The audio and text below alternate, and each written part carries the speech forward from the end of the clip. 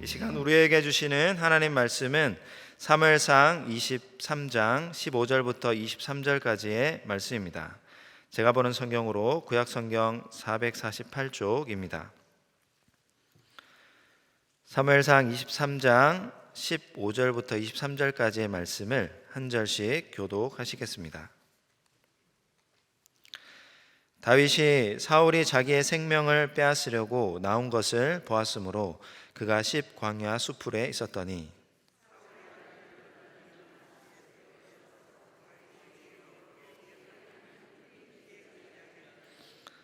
곧 요나단이 그에게 이르기를 두려워하지 말라. 내 아버지 사울의 손이 내게 미치지 못할 것이요 너는 이스라엘의 왕이 되고 나는 내 다음이 될 것을 내 아버지 사울도 안다 하니라.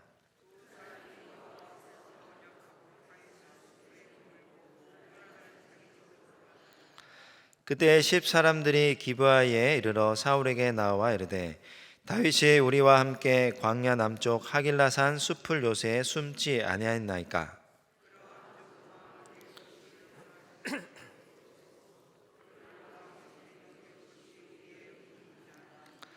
사울이 이르되 너희가 나를 긍휼히 여겼으니 여호와께 복받기를 원하노라.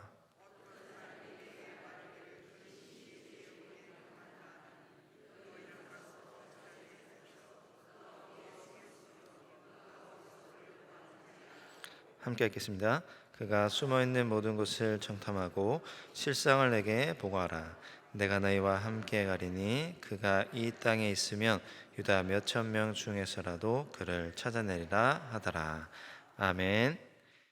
2, 3년 전에 우리 교회 이곳에 대배실에 새가 날아 들어온 적이 있습니다.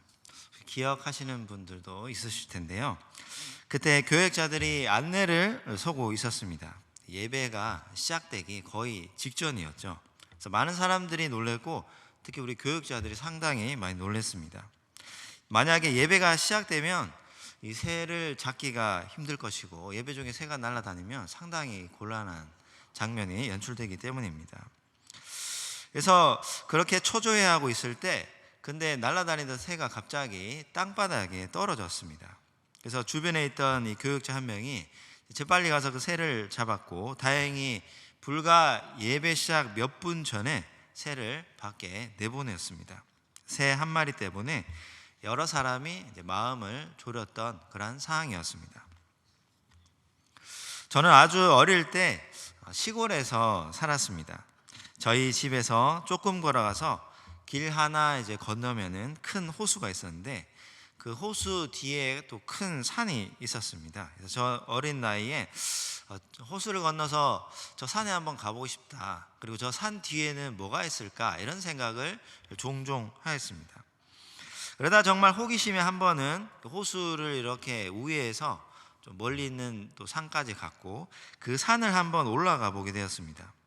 이전에도 산 중턱까지는 몇 번 가보기도 했는데 혼자 가는 것은 그때가 처음이었습니다. 처음이자 마지막이었죠. 근데 시간이 얼마나 빨리 가는지 제가 이제 산에 올라갔고 산을 헤매기 시작했는데 순식간에 저녁이 찾아왔습니다. 산은 어둑어둑해졌습니다. 어린 나이에 전 상당히 겁이 났죠.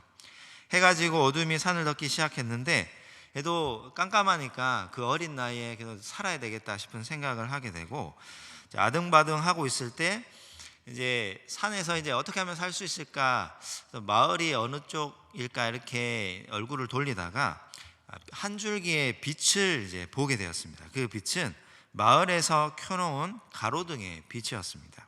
그때 저에게는 그 작은 빛이 정말 생명의 빛이었죠. 그래서 그때부터 이 오로지 그 빛만 보고 이제 쫓아갔습니다. 걸었습니다. 나무가 앞길을 가로막고 있으면 정말 나무를 뽑아버릴 마음으로 오로지 그 빛만 쫓아서 걷고 또 걸었습니다. 다행히 이제 빛이 점점 작아지면 더 곤란해지는데 빛이 점점 커졌습니다. 아, 다행이구나. 제대로 내가 가고 있구나. 그래서 조금 더 걸으니까 마을도 이제 보이기 시작했고 그래서 산을 무사히 내려와서 집에 도착했습니다. 그때의 기분은 너무나 참 기쁘고 다행이었지만 이제 다시는 산에 혼자 가지 말아야 되겠다는 생각을 또 하고 또 하게 되었습니다. 아주 어릴 때 일이지만 아직도 기억에 어느 정도 기억에 남아 있을 정도로 참 무서운 경험이었습니다. 어른들에게는 뭐 아무것도 아니겠지만 이제 제가 그때는 아마 거의 유치원 때가 아닌가 싶네요. 그래도 그만큼 어린 나이 때 그런 경험을 했습니다. 이렇듯 여기저기에 큰 공경에 이제 빠졌거나 어려움을 당했을 때 이제 우리는 보통 흔히 사면초가에 놓여 있다 이런 이제 표현을 쓰고는 합니다. 사람이 살다 보면 이런 일을 당할 때가 있습니다. 어디를 보아도 또 피할 길이 없고 온통 캄캄한 어둠뿐일 때가 있습니다. 눈앞에 놓여진 문제 때문에 걱정 근심으로 가득 차게 되고 막막할 때가 있습니다. 해결할 수 있는 능력도 방법도 없을 때인데 살다 보면 이러한 일들이 인생에 한 몇 번 정도는 또 여러 번 찾아오기도 합니다. 오늘 본문은 다윗의 이야기입니다. 다윗의 이야기는 많이 들어보셨겠지만 오늘 본문 다윗은 이제 어떤 상황이 있을까요? 이 사면 초가에 있습니다. 주위에 온통 자기를 노리는 사람들이 들끓고 있습니다. 온 이스라엘이 다윗을 노리고 잡으려고 혈안이 되어 있습니다. 오늘 본문의 이 사면 초가에 있는 다윗의 이야기를 통해 하나님이 주시는 교훈을 함께 나누어 보고자 합니다. 이 본문의 다윗은 이 사울의 추격을 피해서 이제 도피 생활을 할 때입니다. 대략 이제 다윗의 도피 생활을 학자들에 따라 좀 다르겠지만 한 10년 정도로 이렇게 추정을 합니다. 그래서 크게 이 도피 생활을 세 부분으로 나눌 수 있는데 이제 왕궁에서 사울이 계속 이제 괴롭히니까 왕궁에서 쫓겨나서 이제 헤렛 수풀까지가 1차이고 그리고 이제 이 왕이 이제 다윗을 확실하게 이제 죽이겠다는 그 마음을 이제 요나단을 통해서 다윗이 알고 나게 된 뒤부터 왕궁을 완전히 떠나죠. 그때부터가 이제 2차 도피 시기입니다. 그래서 떠나서 이제 아둘람굴에서 또 자기를 따르는 수백 명의 또 사람들을 만나고 또 함께 이제 오늘 본문처럼 이제 광야에서 떠돌게 되는데 그때가 2차이고 3차 도피 시기는 이제 확실히 광야에서 떠돌다 보니까 도저히 이 사울과 군사들을 따돌릴 수가 없는 그런 상황에까지 이르게 됩니다. 거의 이제 붙잡힐 뻔한 거죠, 그렇죠? 이대로 이때가는 진짜 붙잡혀서 죽겠다 싶으니까 이 다윗과 사람들이 이제 어디로 도피를 할까요? 최종적으로 이제 블레셋으로 이제 도피를 하게 되니까 사울과 이제 사람들이 포기를 하는 거죠. 그때가 이제 3차 도피 시기입니다. 그래서 1차, 2차, 3차 모두 이제 힘들었던 시기이지만 그 중에서도 2차 도피 시기 때 오늘의 본문이죠, 그렇죠? 이 광야에 머물던 시기에 이제 한 500명, 400명 이 정도 사람들과 함께 이제 사울과 군사들을 피해서 빠른 속도로 이제 이동하면서 피하고 하게 되는데 이때가 어느 때보다도 더 숨가쁘고 참 숨막히고 힘들었던 시기라고 할 수 있습니다. 또 이때의 배신도 동족에게 배신을 이제 두 번이나 이제 당합니다. 오늘 본문 조금 앞에 23장의 맨 앞부분을 보시면 이 다윗이 이스라엘 동족이죠, 그렇죠? 그 일날을 이제 블레셋의 사람들의 손에서 이제 구하게 됩니다. 그래서 5절에서는 다윗이 이와 같이 그 일날 주민을 구원하니라 이렇게 기록하고 있고, 근데 이제 이어지는 7절에서는 다윗이 그 일날에 온 것을 어떤 사람이 사울에게 알리고 사울이 군사들과 함께 또 다윗을 잡으러 오죠, 그죠? 이 다윗과 군사들이 그 일날을 도와줬는데 구해줬는데 이 사람들은 배신한 거예요. 오히려 이제 사울에게 일러준 거죠, 그렇죠? 야, 다윗 여기에 있습니다. 잡으러 오십시오. 얼마나 다윗이 황당했겠습니까? 근데 이렇게 이제 동족으로 한 두 번 정도 배신을 당하게 되는데 배신을 당한 이유가 있습니다. 왜냐하면은 그 처음에 이제 다윗이 왕궁으로부터 도망치면서 노베에 있는 제사장에 들러서 제사장에게 이제 골리앗의 칼을 받고 또 먹을 진설병에 떡을 먹을 거리를 봤죠, 그렇죠? 그래서 먹기도 하고 무기도 가지고 다시 이제 도피를 하게 되는데 그때 이 상황을 이제 사울이 알게 되고 사울이 이 놉과 놉의 제사장들에게 화가 나서 제사장 86명을 다 이제 죽여버립니다. 이런 것들이 이제 제사장이죠, 그렇죠? 이런 것들이 이제 소문이 나게 되고, 이런 것 때문에 이 잔인무도한 사울 왕 때문에 이제 사람들이 굉장히 이제 겁을 먹었던 거죠, 그렇죠? 그래서 그 일을 알았고 이제 이스라엘 백성들은 굉장히 왕이 두려워서 다윗을 이제 도와주려고 하지 않는 거죠. 오늘 말씀 첫 번째는 하나님께서는 사면 초가에 있는 다윗에게 친밀한 음성으로 도와주십니다. 11절을 제가 읽겠습니다. 그일라 사람들이 나를 그의 손에 넘기겠나이까? 주의 종이 들은 대로 사울이 내려오겠나이까? 이스라엘의 하나님 여호와여, 원하건대 주의 종에게 일러 주옵소서 하니 여호와께서 이르시되 그가 내려오리라 하신지라. 하나님께서는 이 그일라 사람들이 배신한다는 것을, 사울이 그일라로 내려올 것이라는 것을 이제 다윗에게 말씀해 주신 거죠, 그렇죠? 알게 하신 겁니다. 다윗은 하나님께 간절히 기도했습니다. 하나님 원하건대 주의 종에게 일러 주옵소서. 하나님 알려주시옵소서. 하나님 깨닫게 해주십시오. 제가 어떻게 해야 됩니까? 이렇게 다윗은 전쟁의 한가운데에서도 하나님과 친밀한 관계를 가지고 하나님께 구체적으로 이야기를 하였습니다. 그때 하나님이 응답해 주셨고, 하나님은 다윗에게 아무리 어렵고 급박한 상황이 있을지라도 하나님께서 함께 하시고, 다윗이 언제든지 하나님께 구하면 진심으로 하나님이 응답해 주신다는 것을 다윗은 이제 믿음으로 알고 또 경험하였던 것이죠. 그러나 결국에는 이제 그일라가 배신을 하고 말았습니다. 하나님께서는 때로 사면 초가에 있는 다윗뿐만 아니라 또한 우리에게도 잔잔한 음성으로 말씀하여 주십니다. 우리는 무엇보다 믿음의 눈과 마음을 가지고 하나님께 끊임없이 물어야 합니다. 간구해야 합니다. 다윗과 같이 주의 종에게 일러 주옵소서. 하나님 저에게도 말씀하여 주시옵소서. 하나님과의 교제 가운데 친밀한 음성을 들을 수 있어야 합니다. 근데 이러한 모습들은 한순간에 이렇게 배웠다고 해서, 말씀을 들었다고 해서, 깨달았다고 해서 한순간에 잘 되지는 않습니다. 평소에 하나님과의 친밀한 교제 가운데 있는 사람들이 또 위급할 때에도 하나님의 음성을 들을 수 있는 것이죠. 훈련되어 있지 않으면 이런 것들을 하기가 쉽지가 않습니다. 평소에 기도하지 않으면 주의 종에게 일러 주옵소서라는 기도가 잘 생각나지도 않는 것이죠. 그러나 하나님과의 친밀한 교제를 늘 갖는 사람들은, 익숙한 사람들은, 즐겨하는 사람들은 이러한 기도를 자연스럽게 할 수 있습니다. 한마디의 기도 속에 우리의 진심을 담아서 하나님께 아뢰는 것입니다. 짧은 기도이지만 간절함이 있습니다. 하나님이 우리의 이 기도에 응답하실 것을 믿으며 우리는 살아갑니다. 우리 성도님들도 무엇보다 하나님과의 친밀한 교제를 날마다 가지시며, 혹시 사면 초가에 있을 때라도 주의 종에게 일러 주옵소서라는 믿음의 기도를 드리시기를 바랍니다. 이 기도를 통해 다윗에게 말씀하셨듯이 하나님의 음성, 하나님이 주시는 마음, 하나님이 주시는 깨달음으로 살아가시는, 이겨나가시는 우리 성도님들 다 되시기를 바랍니다. 오늘 말씀 두 번째는, 하나님께서는 사면 초가에 있는 다윗을 원수의 아들을 통해서도 도우십니다. 16, 17절을 제가 읽겠습니다.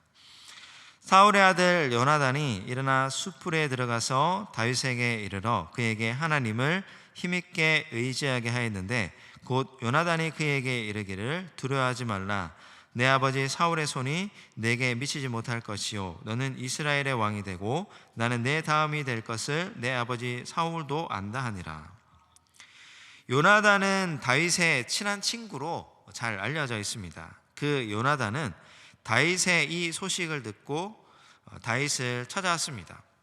신기한 것은 이 요나단의 아버지 사울은 그 수천 명의 군사들을 데리고도 다윗을 제대로 찾지 못했는데 요나단이 찾았던 거예요. 근데 사실 요나단이 이 사울과 군사들과 함께 있었겠죠, 그렇죠? 네, 같이 따라다녔을 겁니다. 같이 따라다니면서도 이 요나단은 다윗이 어디 있는지 알고 있었던 거예요. 근데 아버지에게 이야기를 안 했던 거죠, 그렇죠? 그래서 밤에 했든지 하여튼 몰래 빠져나와서 이 다윗을 만나서 이렇게 이제 이야기를 했던 것입니다. 참 신비한 이야기죠, 그렇죠? 하여튼 다윗을 찾아와서 그에게 하나님을 힘있게 의지하게 합니다. 17절에 두려워하지 말라고 하는데, 이것은 꼭 하나님께서 자기 백성들에게 위로할 때 사용하는 말과 같습니다. 이렇듯 요나단은 때로는 다윗에게 선지자와 같은 역할도 하였습니다. 하나님의 음성이 하늘에서가 아니라 주변 사람들을 통해서 전해질 때도 있는 것이죠. 이 요나단은 구체적으로 다윗에게 세 가지 소식을 전하고 떠납니다. 선지자와 같은 그런 메시지죠. 한 가지는 사울이 다윗을 죽이지 못한다. 또 다윗이 왕이 될 것이다. 그리고 마지막은 사울도 이 사실을 안다는 것입니다. 사실 요나단은 사울의 아들인데 가만히 있으면은 자기가 왕이 될 수도 있는데, 이런 이야기를 하면서 이 아버지의 원수를 이렇게 도와줍니다.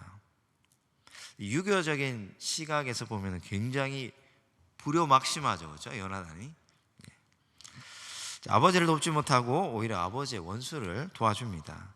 이 모든 일은 하나님이 하시는 일이지만, 이렇게 하나님께서는 때로는 이 원수의 아들을 통해서도 우리를 도우시는 분이십니다.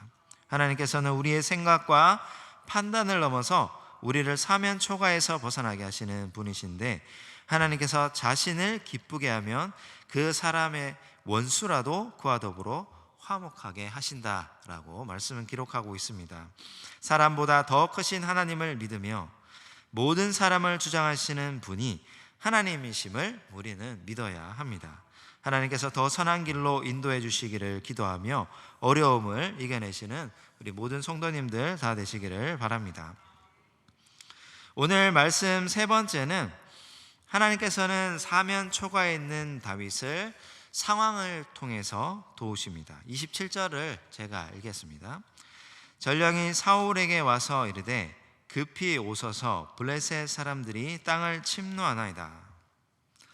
이제 다윗은 마온 광야로 피하였고, 그곳에서 사울에게 계속 쫓기게 됩니다.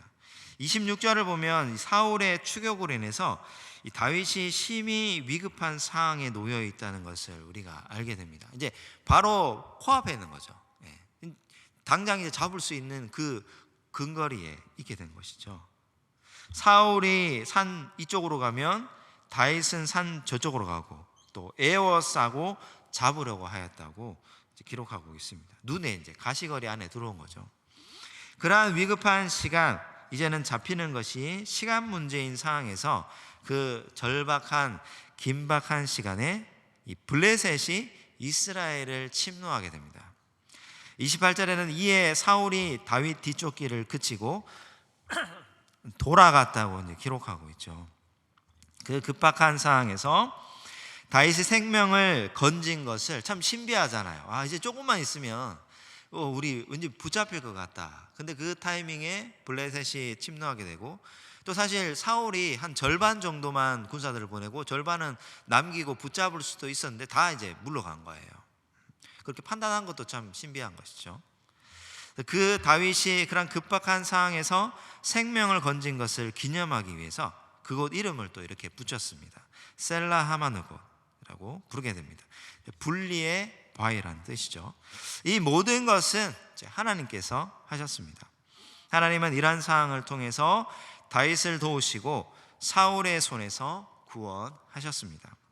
10여 년간에 걸친 다윗의 도피 생활은 얼핏 보기에 참으로 억울한 시간이 아닐 수가 없습니다. 양치기 소년이었던 이 다윗이 그냥 하나님이 내버려 두셨다면 다윗은 늘 이제 아름답게 또 찬양하며 하나님을 노래하며 양치기로서 이렇게 한평생 아름답게 보낼 수 있었는데, 그 다윗을 택하셔서 또 골리앗과 싸움에서 승리하게 하시고 이스라엘의 영웅이 되고 또 장군이 되고 나중에 왕의 3위가 되잖아요. 그러나 이러한 다윗을 하나님이 이제 다윗을 부르시게 되는데, 그러나 이 실상 이 기간은 장차 이스라엘을 이 다윗이 또 힘든 일들을 경험하게 되고 고난을 겪게 되는 이러한 상황들이 장차 이스라엘을 통치하게 될 자로서 다윗에게 정말 너무나도 필요한 연단의 시간이 됩니다. 근데 이제 성경의 위대한 인물들을 보면 이런 연단의 시간을 꼭 이제 겪게 되죠, 그렇죠? 늘 이제 꽃길만 걷다가 하나님께 위대하게 쓰임 받은 사람은 아무도 없습니다. 모세도 40년 광야의 시간이 있었고, 다윗에게도 10년, 요셉에게도 또 광야의 시간, 노예의 시간이 있었죠. 야곱도 마찬가지입니다. 이렇듯 모든 신앙의 위인들은 하나님의 부르심을 받고 하나님의 일꾼으로, 하나님의 종으로 쓰임을 받기 전에는, 또 받는 중에는 이러한 연단의 시간들이 꼭 있습니다. 다윗은 이러한 연단의 시기를 통해 하나님에 대한 굳건한 믿음과 신뢰, 또 지도자로서의 모습, 군사적인 힘을 갖게 됩니다. 하나님이 이렇게 자기 백성들을 연단하시고 훈련시키시고 인도하셔서 이렇게 귀한 일꾼으로 삼으시고 또 하나님의 나라를 이루어 가십니다. 잠언 17장 3절에는 이렇게 기록하고 있습니다. 도가니는 은을, 풀무는 금을 연단하거니와 여호와는 마음을 연단하시니라. 특별히 하나님은 이제 우리의 육체도, 우리의 지혜도 그런 것들도 훈련시키시지만 또 우리의 마음을 연단하신다고 기록하고 있습니다. 우리의 마음이 더 겸손하게 하시고 또 더 단단하게 하시고 담대하게 하시고 또 더 부드럽게 하십니다. 그래서 하나님의 손에 붙들린 거룩한 백성이 되게 하십니다. 우리나라가 또 교회가 가정이 사면 초가에 놓여 있을 때가 있습니다. 그때 우리는 무엇보다도 영적인 현실을 바라볼 수 있어야 합니다. 육체적으로는 편하고 즐겁고 또 누리며 살고 있지만 점점 하나님과 멀어지고 있지는 않은지 돌아보게 됩니다. 하나님에 대한 감각이 무뎌지고 있음을 느끼게 됩니다. 사면 초가의 다윗은 그렇게 하루하루 이 광야에서 하나님을 의지하지 않고는, 하나님의 이름을 부르지 않고는, 하나님의 도우심을 구하지 않고는 도저히 하루도 살아갈 수 없는 그러한 삶을 살았습니다. 그것이 육체적으로는 다윗에게 상당히 큰 불행이었지만 영적으로는 하나님을 더욱 굳세게 의지하는데 큰 도움이 됩니다. 어렵고 궁핍한 시기를 보내었지만 정신적으로는 오히려 기쁨이 있고 은혜가, 성령이 충만한 시간을 보내었던 것이죠. 이렇듯 하나님은 자기 백성들을 인도하시되 때로는 하나님의 음성을 통해서, 때로는 생각지도 못한 사람들을 통해서, 때로는 우리의 상황들을 통해서 인도해 가십니다. 하나님과 우리와의 관계를 설명할 때 예전에도 새벽 기도회 때 한번 설명을 드렸는데 이 감독과 운동 선수와 이렇게 비교를 하기도 합니다. 하나님은 감독, 우리는 이제 운동 선수이죠. 감독의 안목은 이 운동 선수의 안목과는 좀 차이가 좀 크다고 할 수 있습니다. 감독은 좀 멀리서 좀 경기 전체를 아울러서 살펴보지만 선수는 좀 그렇지 않죠, 그렇죠? 뭔가 자기가 좀 잘하고 싶고 돋보이고 싶고, 또 외국의 축구 선수들은 좀 그래야지 또 몸값도 올라가고 그러잖아요. 그래서 더 선수는 자신의 기량, 목표, 능력에 집중할 때가 많습니다. 그래서 감독의 이 지시를 잘 이해하지 못하면 아무리 능력 있는 선수라고 해도 경기에 출전하지 못할 수도 있는 것이죠. 그렇게 되면 이제 또 다른 곳으로 이제 가기도 합니다. 그러나 능력은 상대적으로 작지만 이 감독의 지시와 전술을 잘 이해하고 따르는 선수는 언제든지 이제 출전할 기회를 얻습니다. 우리도 마찬가지입니다.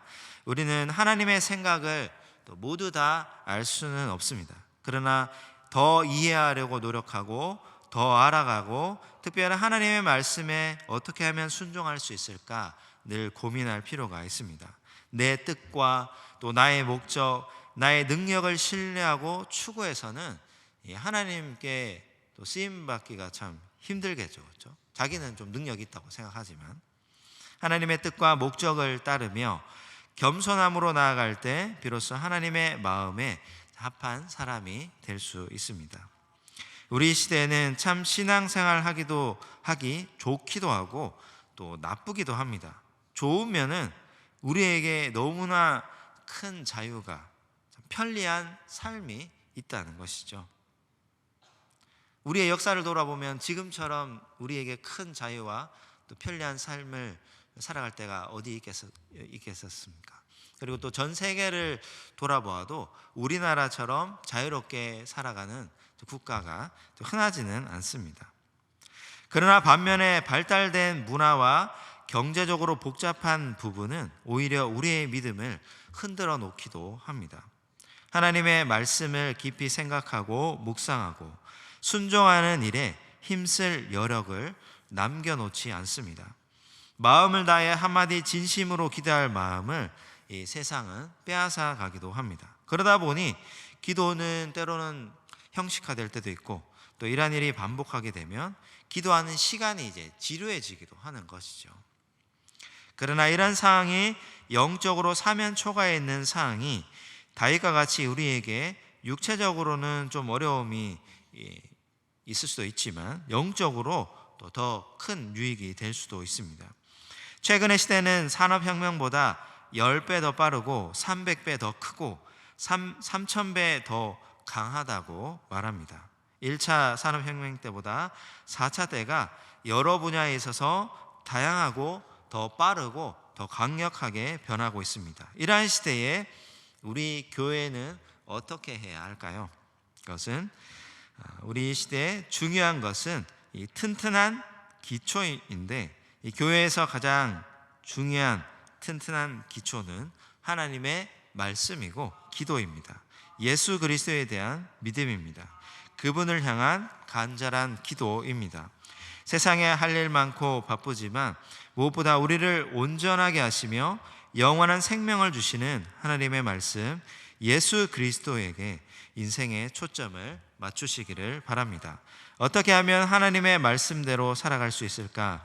어떻게 하면 하나님의 말씀을 기뻐할 수 있을까? 어떻게 하면 더 깊은 기도로 하나님과 동행하며 살아갈 수 있을까를 고민하며 살아간다면 우리의 인생이 변화되고 우리의 교회가 부흥하고 성령 충만하여 새로운 인생, 믿음의 삶을 살아가게 될 줄로 믿습니다. 하나님께서 이러한 은혜를 우리 성도님들에게 주셔서 어떤 상황에서도 하나님의 친밀한 음성을 듣고 또 생각지도 못한 사람과 상황을 통해서 도우시는 하나님의 은혜를 경험하며 하나님을 의지하며 어려움을 이겨나가시는 우리 성도님들 다 되시기를 바랍니다. 기도하겠습니다. 사랑과 은혜로 우리 인생을 주장하시고 인도하시는 하나님 아버지 감사합니다. 오늘 이 수요일을 맞아서 또 하나님을 기대하며 또 하나님을 예배하기 위해 이 성전으로 나올 수 있도록 인도하여 주시니 감사합니다. 이 세상에 할 일 많고 또 세상 가운데 분주한 하루하루의 삶이지만 하나님께 우리의 생명이 속해 있으며 오직 예수 그리스도만이 우리를 온전하게 하신다는 그 믿음을 가지기를 원합니다. 하나님이 혼란한 세상 가운데에서도 우리에게 더 굳건한 믿음, 흔들리지 않는 믿음, 신실한 믿음을 다하여 주시고 그를 통해서 더욱더 하나님을 기뻐하며 또 하나님께 기도하며 하나님의 그 깊은 곳까지도 나아갈 수 있는 저희들이 될 수 있도록 인도하여 주시옵소서. 때로는 사면 초과의 상황 가운데 있을지라도 우리를 어떻게든 도우시는 그 하나님의 도우심을 또 믿으며 간구하며 나아가는 우리 믿음의 성도들이 될 수 있도록 인도하여 주시옵소서. 이 모든 것 우리 주 예수 그리스도의 이름으로 기도드리옵나이다. 아멘.